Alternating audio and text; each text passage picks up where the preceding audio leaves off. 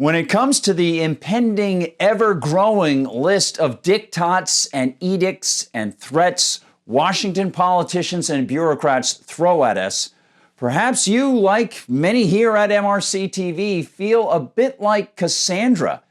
She was the mythological Trojan lady who was cursed by Apollo to see what was coming in the future while being unable to get people to stop the impending trouble.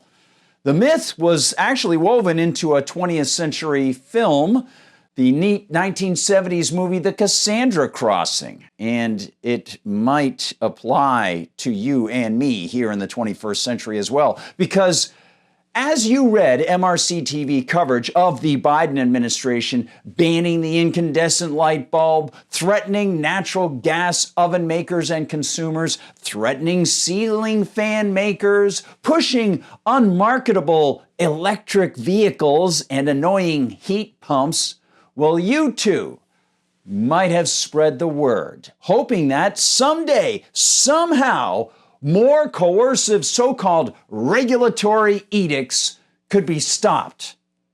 Well, sorry to say, fellow Cassandras, there's more of that destructive locomotive barreling right at us. Hi everyone, I'm Gardner Goldsmith for MRC-TV, and here's the story. Thomas Catanacci reports for Fox News that the Biden Department of Energy on February 29th announced its finalized energy efficiency regulations, targeting residential clothes washers and dryers in an effort to curb carbon emissions as part of its broad climate agenda, meaning an unconstitutional energy department run by a less than trustworthy DOE secretary in the form of Jennifer Granholm finalized only its newest set of diktats and edicts before the next set will be formulated in their tax-funded Leviathan lab of bureaucratic brickbats and then imposed on us sometime next year or the year after.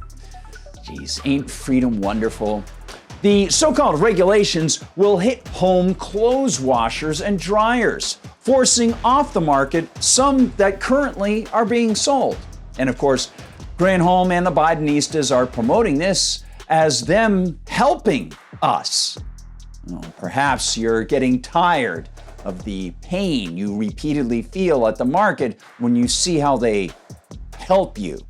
Writes Catanacci, quote, "The new standards for washers and dryers, meanwhile, are the latest in a long string of energy efficiency regulations unveiled by DOE over the last 12 months.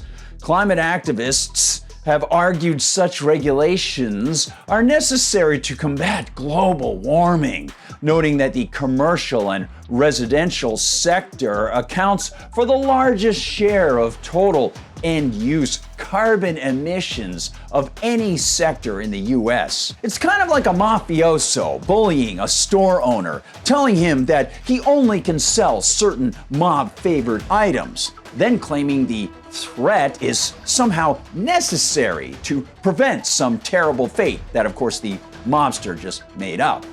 The real danger lies in the deranged mobster and in not complying with his coercive commands.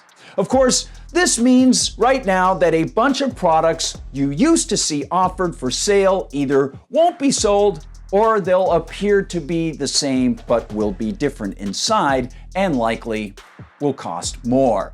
The regulations increase the minimum water and energy efficiency levels that washers and dryers must meet down the road in order to remain on shelves. In many cases, more energy efficient units do not work as effectively or quickly as older and less efficient models.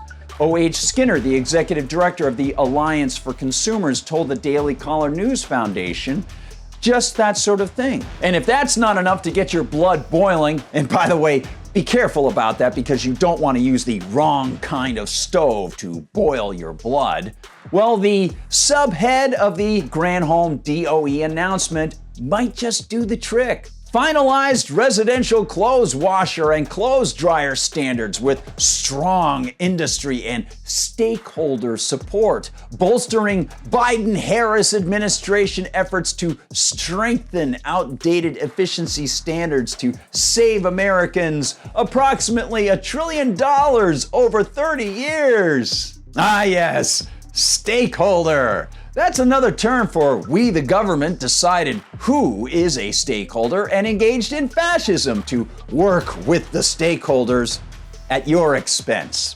You didn't have a say, and you can tell because a free market, sans this kind of stakeholder and government manipulation, would allow you and honest entrepreneurs to buy and sell without government agents telling us how to do it and what to buy and sell. And perhaps even more insulting than all of that, and more infuriating than their continued hammering of their climate canard, is that they claim it's for our good, that they're somehow saving us money. Using our tax money, Granholm and her coterie of press release writing bureaucrats actually gushed, quote, over 30 years, these updated standards are expected to save Americans up to $39 billion on their energy and water bills, while also reducing nearly 71 million metric tons of dangerous carbon dioxide emissions, equivalent to the combined annual emissions of nearly 9 million homes. Of course, as I have noted in classrooms to students and have mentioned on MRC-TV, not only does the free market cater to how and what people want to save regarding expenses, time, opportunities, and a lot more, the free market allows consumers and sellers to define that which is important to them. And it trends towards reducing expenses and waste because that's what consumers generally show they want to do. Only by allowing free choice can those preferences actually be revealed. And only by their revelation in the market can sellers offer products that work to fulfill the wants and needs of the consumers. It's the height of arrogance, not to mention highly unconstitutional, to claim the political power over others that presupposes control over what people can buy or sell or prefer for their own lives. And if anyone wonders about how nice and wonderful these impositions are, just ask them to read this from Granholm's DOE press release. Compliance will be required from March 1st, 2028. Well, as libertarians often say, good ideas don't require force.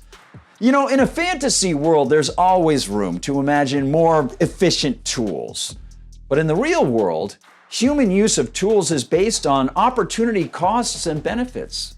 Surely one could invest time as well as monetary, emotional, and other goods into new products to, say, create a clothes dryer that works in 5 minutes and doesn't use a lot of power.